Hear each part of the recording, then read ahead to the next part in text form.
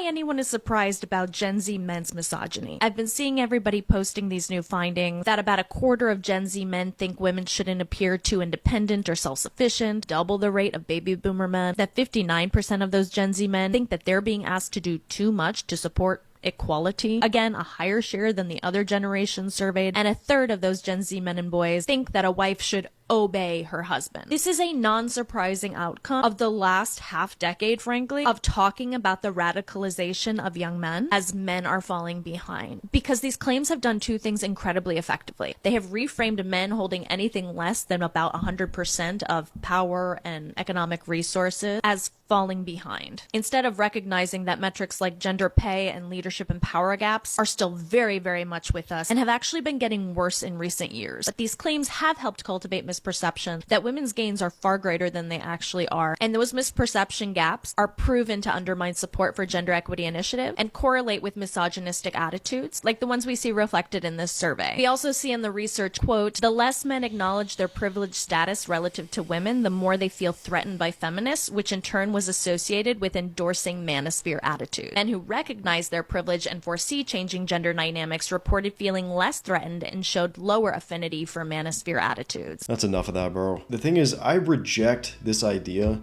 that men are so radical nowadays. I don't think that's the truth at all. What a lot of these people see as men being radical is men wanting to have a stay-at-home wife that takes care of his children. That's radical. Men wanting a woman that doesn't post bikini pics for thousands of men to see online. Men that don't want their woman to go to the club interacting with tons of random dudes. That is what they see these radical men as, when this is just the most basic thing. A lot of these guys literally just want a woman that they can start a family with, that is not mean or rude.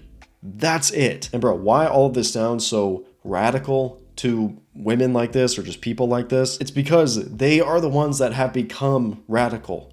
They are. Who are the ones that aborted 1/4 of an entire generation? I wonder who. You have these women that are literally ending the lives of millions of people. But yeah, men are radical because they want a nice woman in their lives. Wow. Well, I would put a paper bag on it because her face does not match her body. Well, your height doesn't match your hinge profile, your wallet doesn't match your confidence, and your hairline doesn't match your age bracket. We're all a little bit mismatched.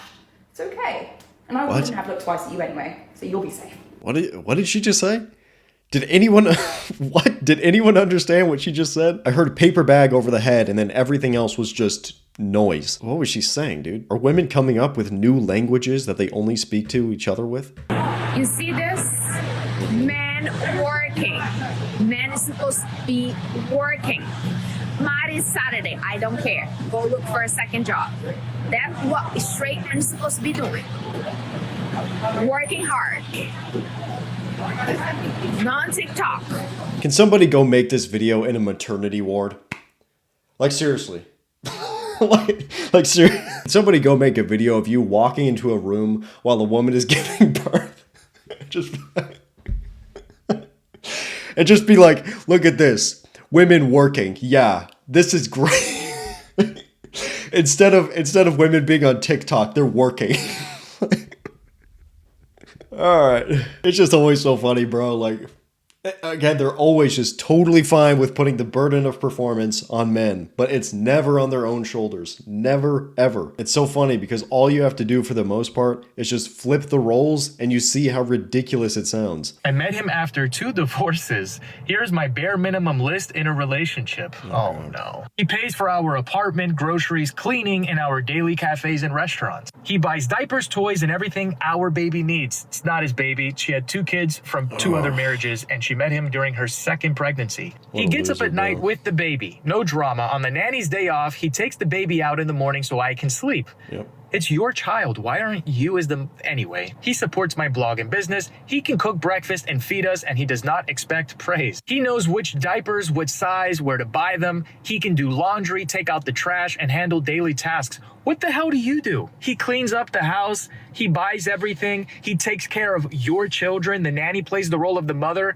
when you're the one that's supposed to be doing it. You don't cook. You don't do your own laundry. You don't do anything. I am not naive. Our relationship isn't perfect, and neither are we.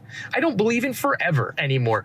You have a worshiping simp and you're still not happy. And she's a psychologist, by the way. Bro, the brutal truth is there's always some simp loser to save women from all of their bad choices in life. That just is what it is, man. And that's the thing. All you have to do is not be that guy. Don't be the guy that comes into her life and makes up for all of her awful choices in life. It's really that simple, but so many guys fail at this. I broke up with my boyfriend today, and not for any crazy reason. No heavy argument, nothing crazy. He's a great person. He's really such a sweet guy. He literally taught me how to love. He's gentle. Whoever gets him is going to be in for such a soft, loving life, right? But I realized I'm a very high output individual, and I have high expectations for my friends, my girlfriends. They'll all tell Yeah, whatever. Mid, skip. Oh my gosh. Then you go into the comment section, and there's a whole bunch of women saying, hey, yes, girl, never settle for good enough. He's really the best guy, the nicest guy, possibly even the best human in history. Like, seriously, he is, but he's not good for me, okay? To me, he's just a little bit too nice, you know? He's just such a good guy. And this is clearly a red flag for a woman like me.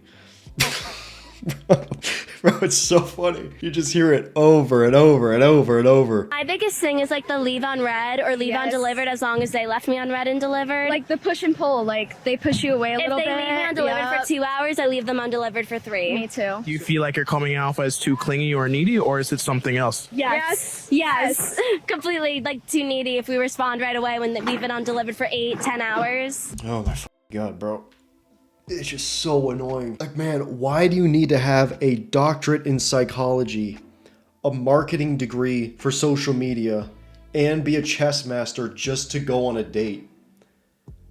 Like, literally, just to talk to these bimbo chicks. You gotta have all that. It's wild the amount of barriers just to interact with your average chick today, bro. It's like, seriously, just to start talking to them, you have to go through a maze, and then after that maze is done, there's a labyrinth, and then after you get done with that labyrinth, there's a job application.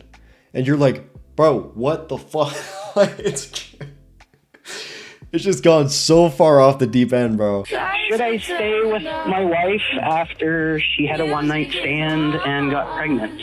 Oh. Can we rebuild our marriage? What? At first, my first thought was, where are we going to put another child? We only have a 3-bedroom house. And then I sat there staring at the clock for a couple minutes, and then I went, wait, I had a vasectomy. I'm laughing with you, not at you. He's really asking the questions. Can I rebuild my relationship? I know she did like the absolute worst betrayal that you can possibly do to a man, but can we rebuild this? And really, this is what I'm talking about, bro. The simping epidemic is such a massive problem. The fact that this guy still wants to try and make things work after she did the worst thing you can possibly do to a man. The amount of men with no boundaries and standards is astonishing. It's pathetic, really.